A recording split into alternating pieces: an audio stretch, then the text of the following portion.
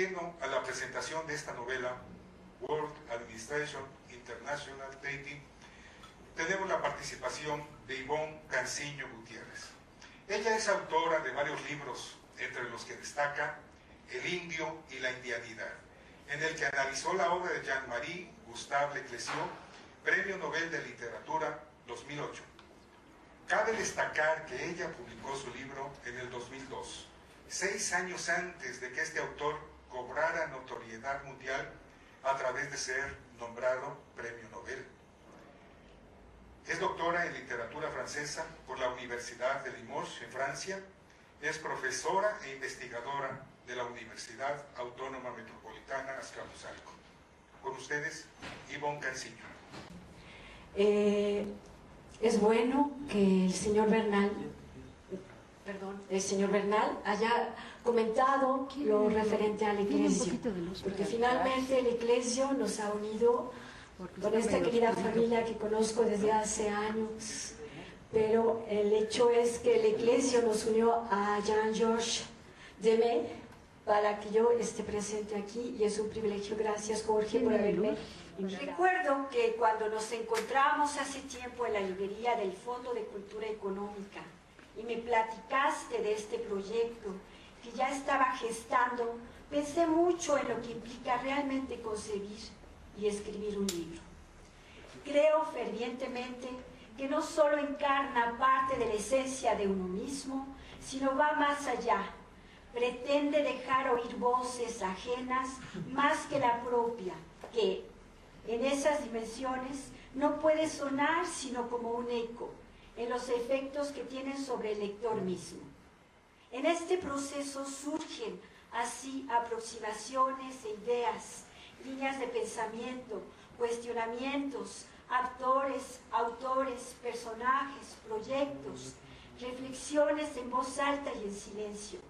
Y todo ello unido por la línea continua del tiempo que viene del ayer, del pasado histórico de nuestro pasado, y por la línea continua del futuro, del mañana, un futuro imaginado, sin detenerse apenas en el hoy. Jean-Georges, lo anterior no constituye una observación inocente, es una manera de justificar lo que implica tu libro. Si me lo permiten, este libro no es solo una novela más que ofrece pautas dignas de reflexión ante la actualidad que vivimos. Es la historia de una búsqueda, la hazaña de concebir una profunda refundación del mundo. En el mundo latinista, Terenciano Mauro, en su Carmen Heroicum, decía lo que hoy suele ser un refrán del habla académica: Avent sua fata libelli. Los libros tienen su destino. En efecto, este libro, no obstante que es un gran logro para su autor, tiene una misión especial, a mi juicio.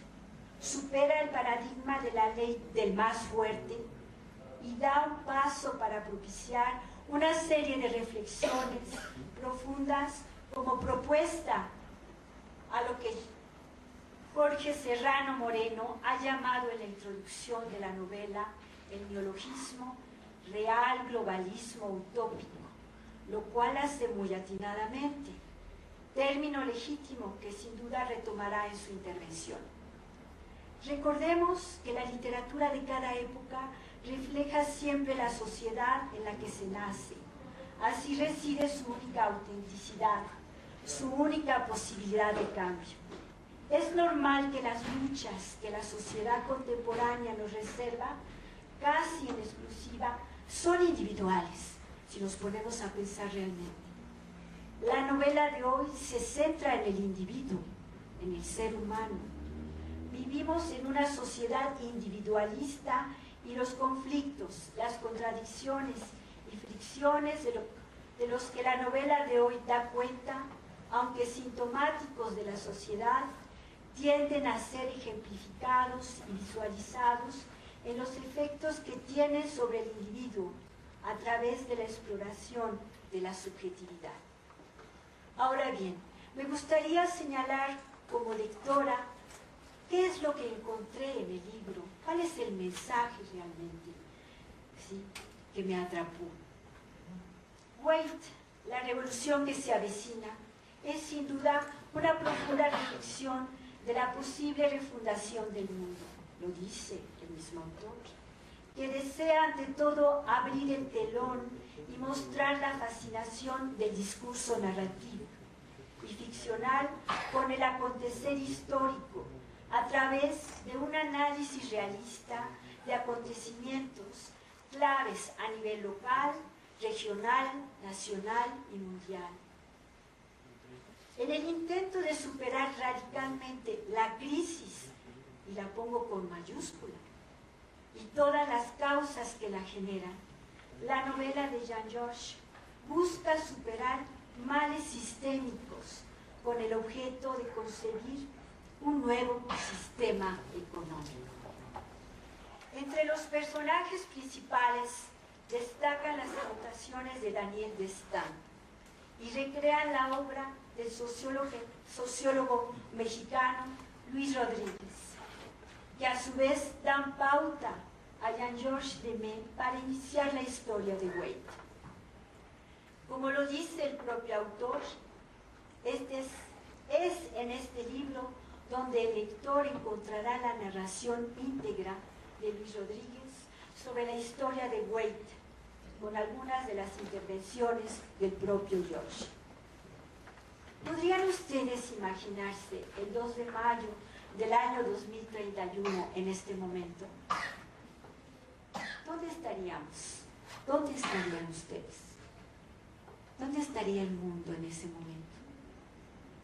Dentro de la novela de Jean-Georges Demey, reproduce las características de la sociedad actual, que cada vez requiere más un esfuerzo de humanidad, y también me atrevería a ponerlo con mayúscula, obligada al cambio permanente de máscaras que fragmentan localidades, países y continentes a las puertas del año 2000 y tantísimos años más, donde el progreso no implica necesariamente vivir dignamente. Se reflexiona con el autor en todo ese cúmulo de energías atesoradas, en esa lucha de poderes económicos, políticos y sociales, donde también está presente la tecnología y la ciencia, que desenfrenadamente reproducen caminos de colisión y debacle inminentes. Pero, ¿quiénes son todas esas instituciones mundiales y todos esos pueblos fragmentados mencionados por Jean-Georges? Y debo decirle aquí que me puso a estudiar y a buscar realmente cosas que imaginaba que podía, de alguna manera, leyendo el periódico, sí, conocer. Pero va más allá este libro, es un libro de aprendizajes.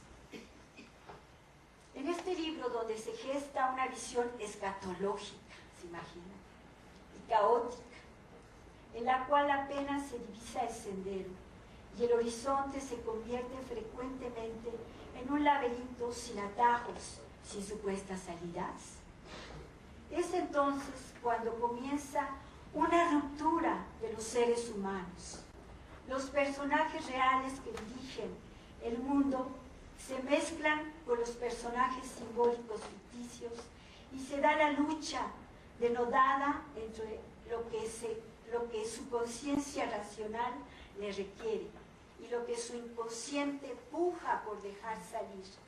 Es una lucha denodada de quienes, como dice Jung, eligieron el camino consciente, inadecuado a la potencialidad de su inconsciente. Habría que reflexionar al respecto.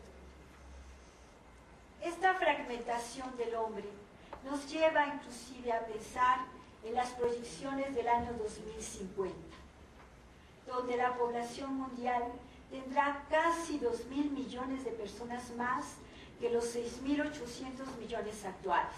Es que los podemos imaginar. Sin duda, una oportunidad realmente para imaginar distintas proyecciones.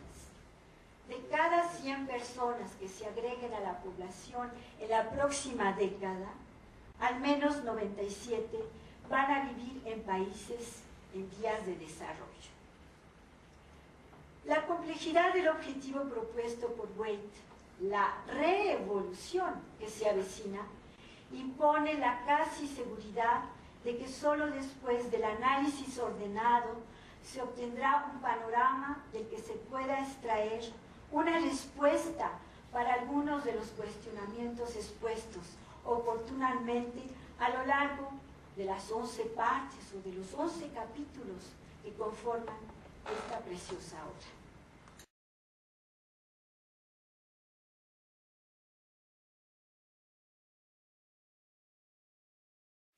Ahora bien, me gustaría señalar un poco lo que encontré en el libro, el simbolismo de la novela misma.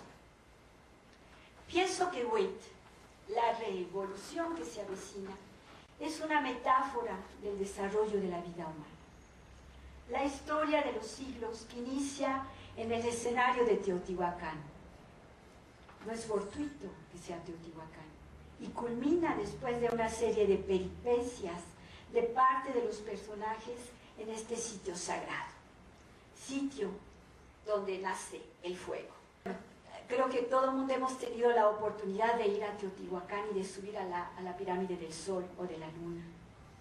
Y en pleno rayo del Sol, pararnos y abrir nuestra mente, mirar al horizonte y sentir esa energía que vibra en nuestro ser. Cada vez que yo tengo oportunidad de ir a Teotihuacán, es esa sensación. No sé si ustedes comparten conmigo esto, pero es un nacimiento, es un eco de algo que me está diciendo que es vida, que hay algo más en ese horizonte. Y la novela de Jean-Georges inicia con Teotihuacán. Seguramente esto se explica con el origen del nombre, lugar donde fueron hechos los dioses, ya que de acuerdo con la leyenda, es ahí donde los dos dioses, el sol y la luna, empezaron realmente a ser dioses. Según la leyenda, sería en Teotihuacán donde los dioses habrían nacido. En este lugar donde realmente sol y luna se conjugan y se elevan al cielo, como testimonian las dos pirámides que les consagraron, no es asombroso que todas las civilizaciones de la meseta mexicana dijeran descender de la civilización de Teotihuacán. Me pregunto si Jean-Georges concibe la acción dramática de su novela para acentuar el inicio y el final de la misma en este sitio grandioso e imponente que parece realmente haber sido construido por los dioses. En los diversos espacios que recorremos con la lectura, iniciamos nuestro recorrido. Teotihuacán, puede ser Nueva York, la ONU, Nairobi, por ejemplo. Cada personaje de la historia tiene un simbolismo muy particular. Podríamos inclusive hacer un análisis morfológico de los nombres, ¿sí?, del léxico, pero bueno, no es nuestra labor. Nuestra labor es realmente, sí, pretender compartir con George su novela. Desde Montañar, Julie Iron, Daniel Destan, Ronald Braith, Samuel Johnson, se gesta todo un proyecto civilizador aterrizado en su estilo real de globalismo utópico, mencionado por Jorge Serrano. Son personajes realmente simbólicos.